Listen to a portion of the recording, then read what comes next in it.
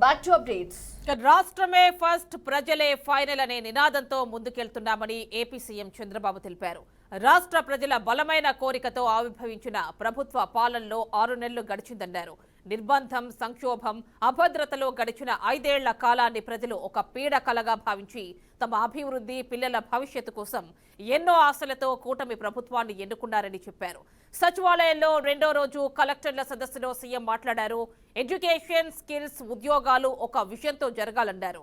బాధ్యతలు చేపట్టిన తొలి క్షణం నుండి ప్రజల ఆశలు, ఆకాంక్షలను తీర్చేందుకు నాతో పాటు మంత్రివర్గ సహచరులంతా కృషి చేస్తున్నారు.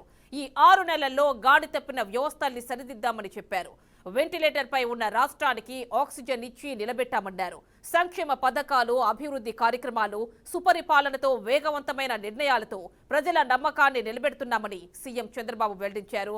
పూర్తి డీటెయిల్స్ మా కరెస్పాండెంట్ మధు అందిస్తారు. మధు, చెప్పండి.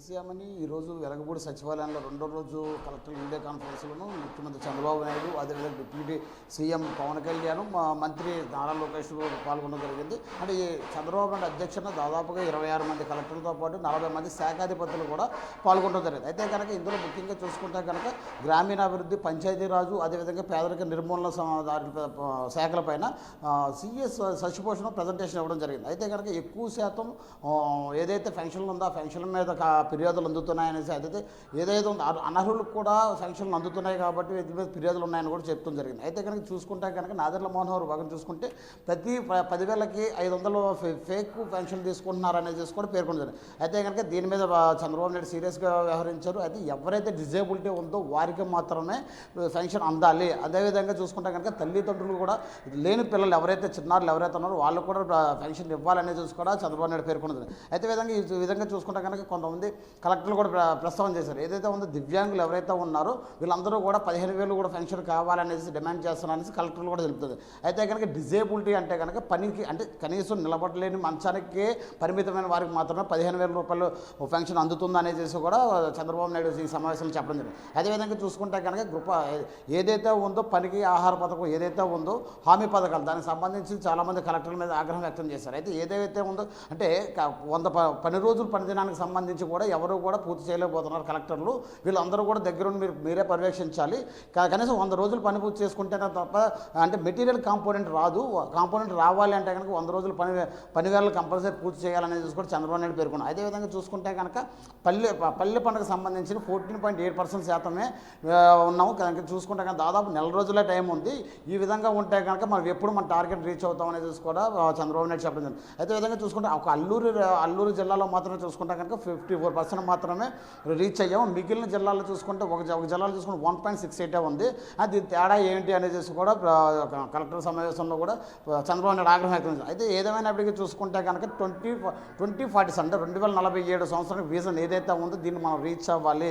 ప్రజలకు మనం ఏ విధంగా అయితే అంటే కూటమి ప్రభుత్వం ఏ విధంగా అయితే ఎన్నుకున్నారు మనకు అదే విధంగా కూడా గాడిని పెట్టాలి ఈ రాష్ట్రాన్ని అనేది కూడా చెప్పడం జరిగింది. అదేవిధంగా చూసుకుంటే కనుక ఈ దివ్యాంగుల పెన్షన్ సంబంధించింది కానీ ఏదైనా చూసుకుంటే కనుక గత గవర్నమెంట్లో ఎన్నికలకు ముందు 6 లక్షల పెన్షన్లు హడావడిగా ఇచ్చారనేది చూసుకొని నాదెండ్ల మనోహర్ పేర్కొనడం జరుగుతుంది. అయితే కనుక ఈ అన్నింటిలో కూడాను సర్వే ప్రకారం నిర్వహిస్తున్నాము, వీళ్ళందరినీ కూడా తీసివేస్తామని కూడా అధికారులు కూడా చెప్పడం జరిగింది. అయితే కనుక ఏదేమైనప్పటికీ చూసుకుంటే కనుక ఇది ఏదైతే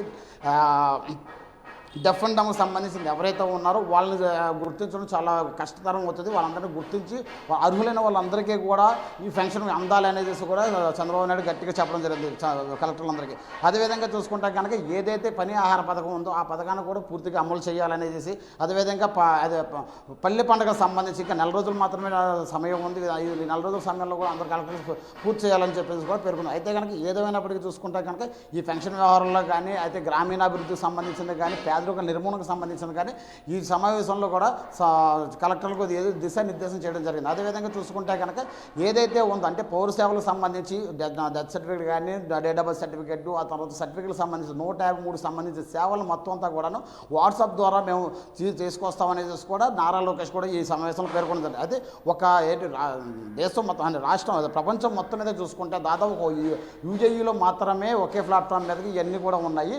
అదేవిధంగా ఆంధ్రప్రదేశ్లో కూడా ఈ మొత్తం పౌర సేవలు ఏదైతే ఉన్నాయో ఒకే ప్లాట్ఫామ్లో తీసుకురావాలనేది కూడా తీసుకొస్తానికి కూడా ట్రై చేస్తున్నాము. అయితే కనుక అంటే స్టూడెంట్కి సంబంధించిన ఆఫర్ ఐడి ఏదైతే ఉందో దాంట్లో కొన్ని టెక్నాలజీ ప్రాబ్లమ్స్ వచ్చినా వాటిని కూడా తొందరలోనే సరిచేసి ప్రజలకు అందుబాటులో తీసుకొస్తాం అనేది కూడా నారా లోకేష్ పేర్కొన్నారు. అదేవిధంగా చూసుకుంటే కనుక పవన్ కళ్యాణ్ మాత్రం పవన్ కళ్యాణ్ చూసుకుంటే కనుక కలెక్టర్లకు ఎవరికైనా రాజకీయ ఒత్తిడిలో ఉంటే ముందే చెప్పండి, ఏదైతే ఉందో అక్రమ రేషన్ బియ్యం కంట్రోల్ చేయాలి, కింద స్థాయి అంటే గ్రామ స్థాయిలో ఏదైతే ఉందో దాన్ని కంట్రోల్ చేస్తేనే అందరూ బాగుంటుంది అనేది కూడా పవన్ కళ్యాణ్ హెచ్చరించడం జరుగుతుందని చెప్పుకోవచ్చు.